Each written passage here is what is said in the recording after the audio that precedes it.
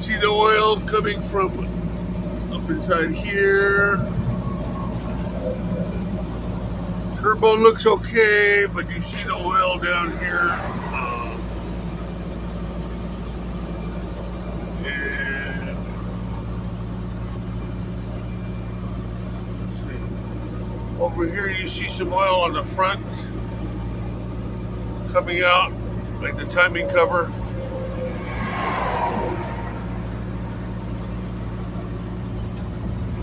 You can see on the floor a lot of oil came out, everything's wet.